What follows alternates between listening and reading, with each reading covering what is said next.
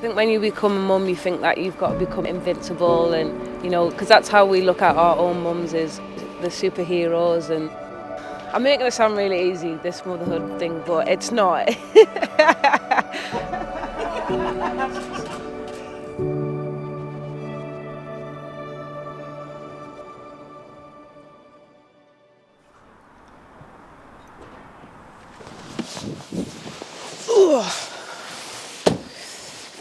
Right, no screaming, you. Come on. Where's your doddy? You talking? Hello, Pudding. Oh, you got them. Have a nice sleepy. There you go. Oh, you talking? Hey? What's this? Harlen? What's that? Dodie. I don't think we give it too much thought. Obviously we knew I was going to still play, and obviously that was something that Katie and I spoke about. She was happy for me to keep playing and continue my career. To be honest, we just said it will be hard, but we were like, everyone else seems to do it and manage, and so why wouldn't we? And we can have both. I can do my career and we can also have a baby as well. So it was, let's do it, Who is it? Harlen. Hello. You alright? Are you okay? Yes, you. Hello. Take your doggy out. Are you being a little superstar today? Give me that. Hello. Put some wax in the cameras. Yeah. There's the little smile. I remember the testing date was coming up, but I thought we were being burgled because she obviously must have got up early in the morning, gone in the bathroom to test, but the bedroom door flung open, so I've literally been in the deepest sleeps. I've shut up and I'm like, what's going on? And she's like, go and look. And I'm like, Katie, calm down. So then I walked in the bathroom, but I was still half asleep, so I just was like, all right.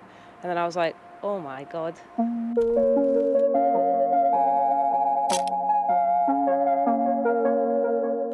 Then we went for a curry with my family and I told my sister, but it was funny because I gave her the pea stick to my sister and she was like, what are you giving us a COVID test for? And I was like, Whitney, have enough. So obviously when she realised, she was made up and over the moon. You going to show your party trick? Yeah. Woo. He's like, not ready. Yeah. Sit. Yay! Are you coming up for breakfast? I remember it was a couple of days after the baby shower and Kate had high blood pressure, so I said just keep an eye on it. And then she went to the hospital. I was making tea and I said, do you want me to come? She said, no, I'm just getting checked. I'll be back home. I kept telling her, pack the baby bag, and she hadn't done it. So I ended up packing Katie's bag, done the baby bag. I took that up. And then the nurse said, where's your bag? I said, what do you mean? She said, we're getting the baby out. I said, yeah, I've got a few weeks. No, the baby has to come out now. So it was quite the transition was very quick. And then the next thing, there was, about 10 people in the room and saying, we need to do this because of this. I was scared, but in my head I just was like, right, I was just about trying to, I think, put a poker face, to be honest. Before we had Harlen, I said, right, whatever happens at the birth, I said, you need to make sure you've got a poker face because I'm going to be scared, so you need to be the strong one. So actually she did quite well. Quite well? You did really well. Very well. Yeah. And I remember Katie looking at me saying, I'm not getting a C-section. And I said, you've not listened to anything they said, you have to get a C-section. Harlen got taken away, Katie was in another room, so it was just going back and forth. So I don't really think I literally was had a chance to think about anything.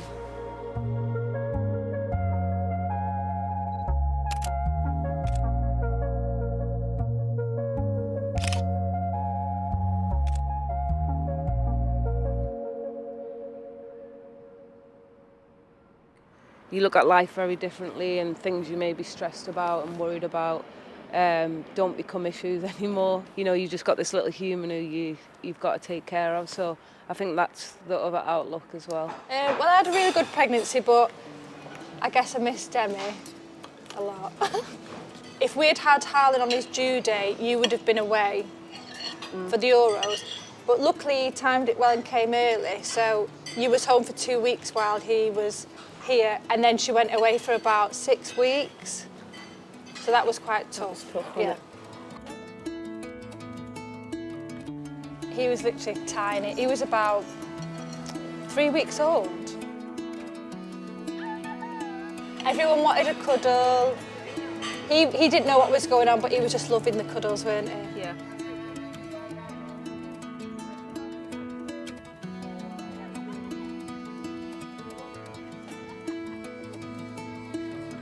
I got to the final, didn't you? Yeah, I went to the final.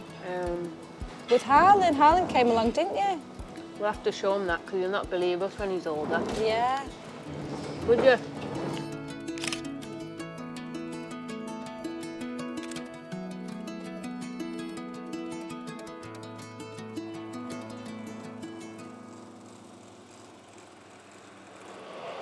Hiya. Hiya, Papa. I try and bring him in when it's a recovery day, just because I know we're going to be in the building and I can keep an eye on him. I always say Haaland's going to be confused when he's older, because I always say he's got about 50 aunties. And we've got on. Oh, look at you with all the girls. All right.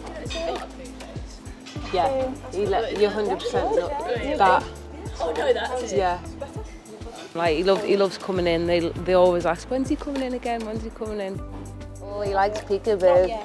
Where's she gone? Hiding. Ready. And he usually goes to Kiara. He loves Kiara, which is funny because when he come in, I think he thought Kiara was me because he kept going. So I was like, perfect. I said, you take Harlen.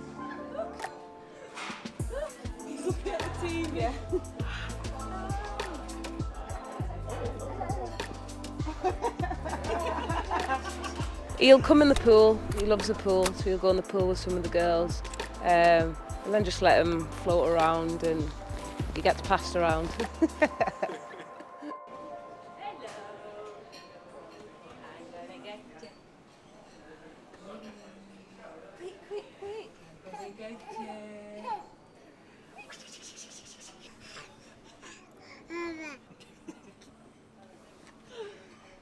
Showing you dance skills. Ooh, careful. The girls are really good. They're like, do you need picking up? Does he need taking anywhere? Are you all right? Do you need anything? Does he need anything? All right, you go and do your stuff, your recovery, and I'll take him. So, yeah, I think people have just been so helpful and I guess caring. And I am very lucky that Katie's very helpful, very understanding, and you know, if there's a game coming up or obviously with training, she gets up. Because obviously I have Harlen in the day, and when Demi comes home, she kind of takes over and we kind of tag team together. So if I've got a game though, you get up, or yeah, you would take over. Yeah, and then you can have a little extra sleep. No, to be fair, I'm quite good at getting up early. I don't mind. I'm quite good on no sleep, whereas Katie isn't a morning person. I love sleep. You love sleep. And then I get reminded during the week, you got a lie-in. Yeah, so then she owes me a line back.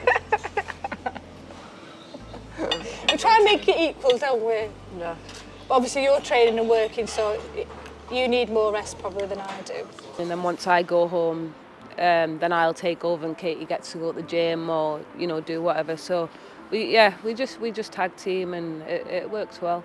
I think we've got a good balance, good understanding, and if one is feeling maybe more tired than one, then, you just pull your weight, so it works out.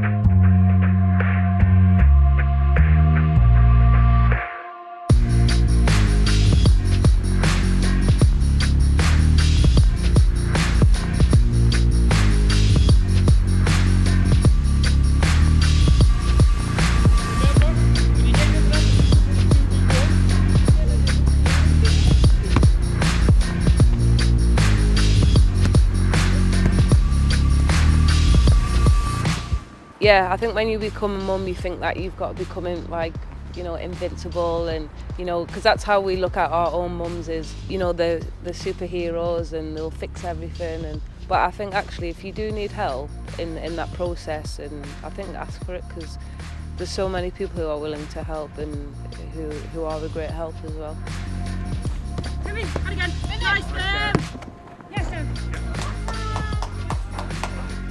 Who's coming? Yes, Dem.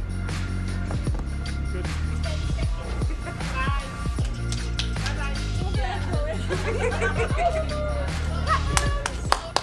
Starting a family was a massive decision, but I wouldn't change it for the world. It's tough, don't get me wrong. You don't sit down when you get in, but it's the best.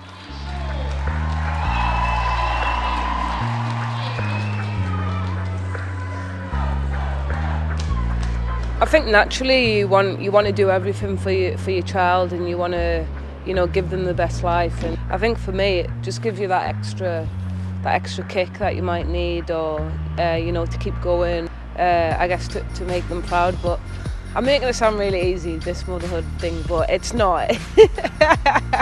I'm making it sound like a breeze.